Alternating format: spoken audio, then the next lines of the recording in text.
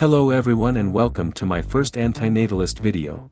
To force someone into existence. For if you had not done this, they would have been spared all the inevitable pain and suffering that comes with the great journey of life. Everything from scraping their knee to painful dental work, stress created from the pressure of school, spending 8 hours a day in the office, paying taxes, broken bones, broken hearts, poverty, muggings, being too hot, being too cold, wearing itchy socks, eating a bad meal, all before the inevitable stroke or cancer diagnosis that ends your pathetic, short, worthless existence.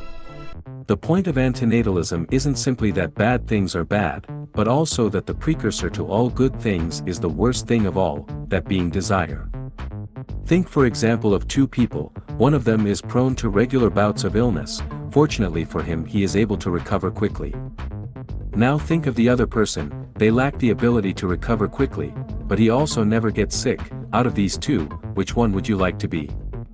I would hope that most of you went for the second one, because it is better to never be sick, than to be sick and recover quickly, and this is the problem of existence. We are constantly striving towards a state where we no longer desire anything. If you are thirsty, you want to drink so that you no longer desire water. If you are hungry, you want to eat so you no longer desire food. All life is striving towards a point at which we no longer desire. However, desire is endemic to human existence and the existence of all living things.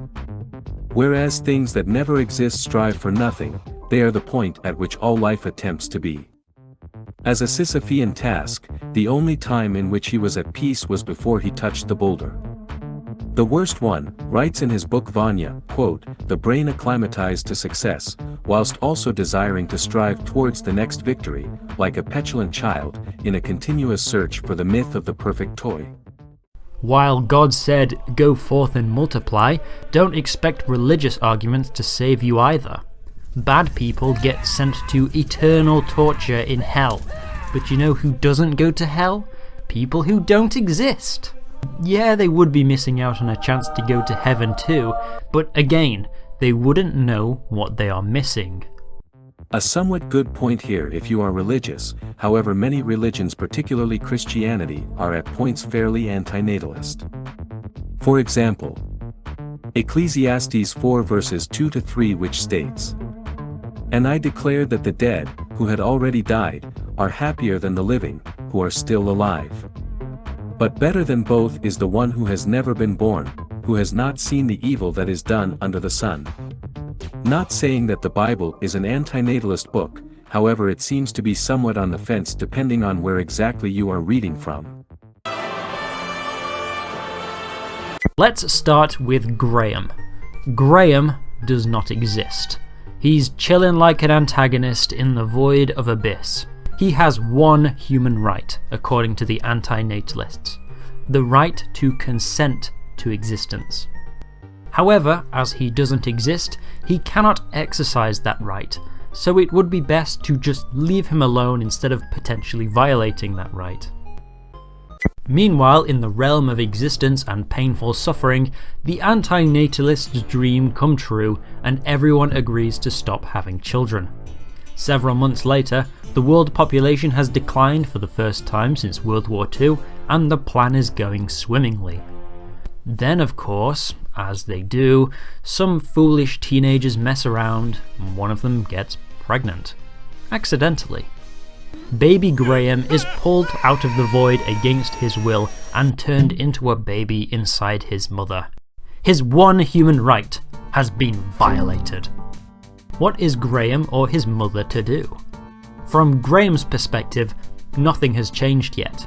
But on the outside, it's pandemonium in the anti-natalist world.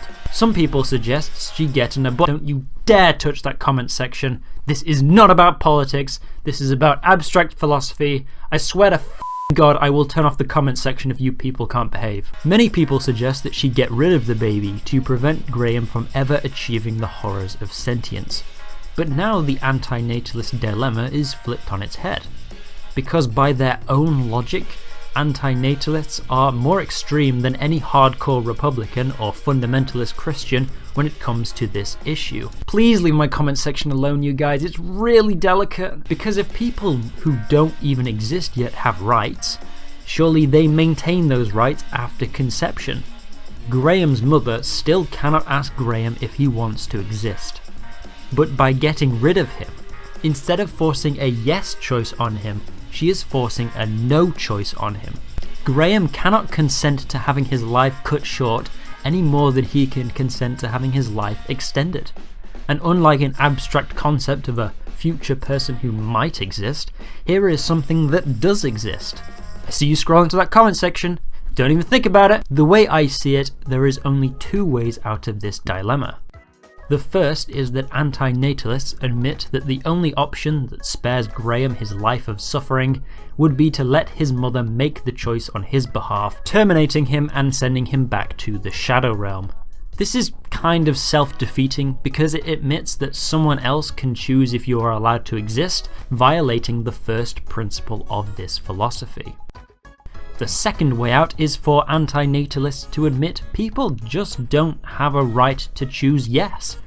The correct answer here would likely be abortion, because of the idea of what is valued in life, versus whether life in and of itself should be valued.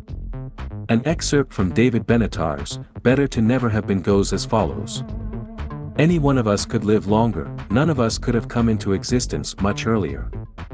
This argument becomes very powerful when we recognize the kind of existence that we value. It is not some metaphysical essence, but rather a thicker, richer conception of the self, that embodies one's particular memories, beliefs, commitments, desires, aspirations, and so on. One's identity, in this thicker sense, is constructed from one's particular history. But even if one's metaphysical essence could have come into existence earlier, the history of that being would have been so different that it would not be the same person as one is. Yet, things are quite different at the other end of life. Personal histories and biographies can be lengthened by not dying sooner. Once one is, one can continue to be for longer. But an earlier coming into existence would have been the coming into existence of a different person, one with whom one might have very little in common. Though this is a point relating to suicide, it ties into what about life us antinatalists see as being valuable, and why most antinatalists aren't pro-suicide. That which is valuable are the experiences, yet this fetus would have no experiences, and therefore it would be best to end its life before it is able to consciously experience the hamartia of desire. This is my first video, so I hope you guys like it. I'm only about halfway into this video, so if you want me to react to the second half, make sure and leave a comment.